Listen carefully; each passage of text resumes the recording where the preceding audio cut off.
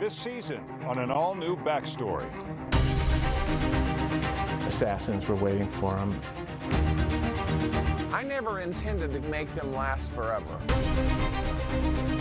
This one says confidential. This is pretty remarkable. This season, we're digging deeper into history's biggest mysteries and untold stories. That was a teaser from season 12 of Backstory with Larry Potash, premiering this Saturday on WGN. And Larry is with us this morning with more on what viewers can expect to see this season. Thanks for being here. Good morning. Thanks for having me. You guys have some cool stories that we're going to see this season. I'm most interested right now in the one about somebody who thought they could cure cancer. Yeah. So we try to have a mix of things. Yeah. Like we have fun things like vinyl records and comic books, but then we try to do dark things. And this is one of those dark stories. We were in the Ozarks, this old Victorian hotel, and the Depression comes. This guy comes in and says, I'll buy it, turns it into a hospital, says he has a secret formula to cure cancer. Of course, he doesn't. So the hotel is back running as a hotel, and they embrace this backstory as a selling point because, you know, that's part of marketing today is having a story.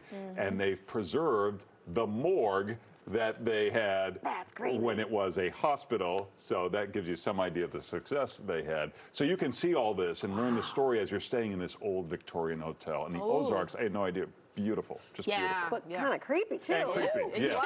Yeah. Beautiful, but creepy. Yeah.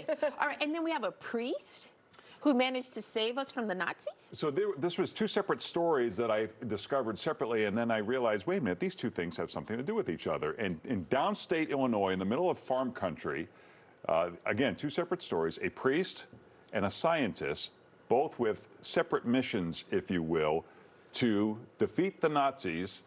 And this priest saw a paper in the an article in the Chicago Tribune that said the Nazis were developing nuclear weapons. And so it was a race, and they were ahead of the United States. And he says, I think I know where they're developing that. From his time as a child living where they were developing this technology. And turned out he was right. It was even made into a movie. That's a very loosely based movie. But so kind of an exciting story of two farm boys who grow up and help America essentially win the war. Yeah. Where do you find all these stories? I mean, some of these I've never even heard inklings of.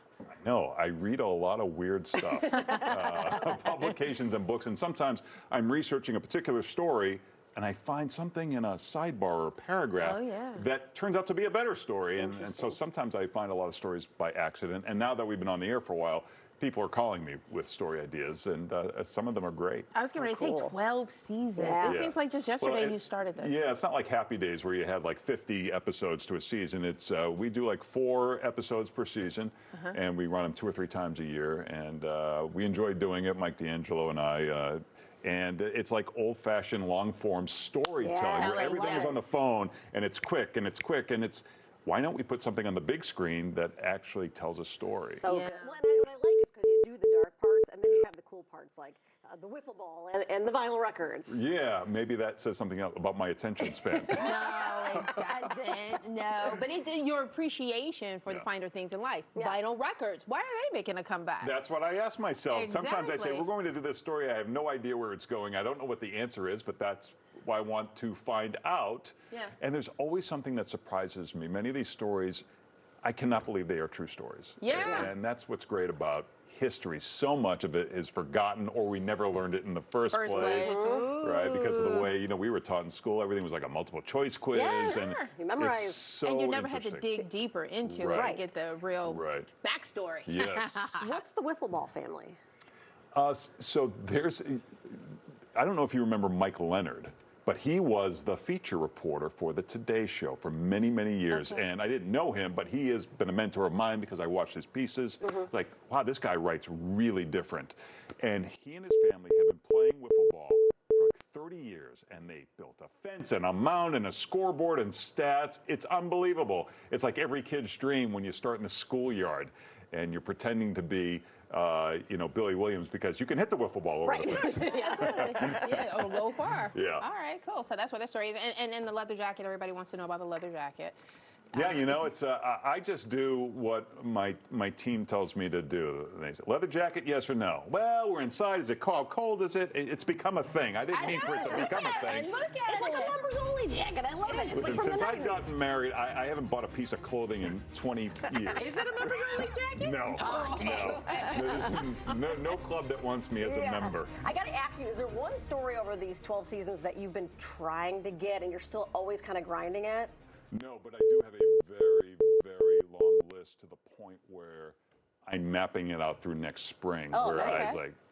I know I want to do that, and we try to not do things that are too super local or too dated, and so that way, because we run them in this day of TV that we live in, you know, it's good to people get a chance to view them as we rerun them through But the it's year. also interesting to learn about things that happen in different parts of the country. Yeah. Yeah, I mean, we went to Oklahoma. Yeah, that Right. captured their attention but never got ours. Right, like in Oklahoma, we all know Native Americans were treated poorly Sure. in the history of this country. It's way worse than you would Anything we ever can know. imagine. And so the story of Pawhuska, Oklahoma, where the Native Americans there became the richest people in the world per capita when they found out oil was on their land. And then they became the most murdered people per in- capita. yeah. So that's from last season that you can see online.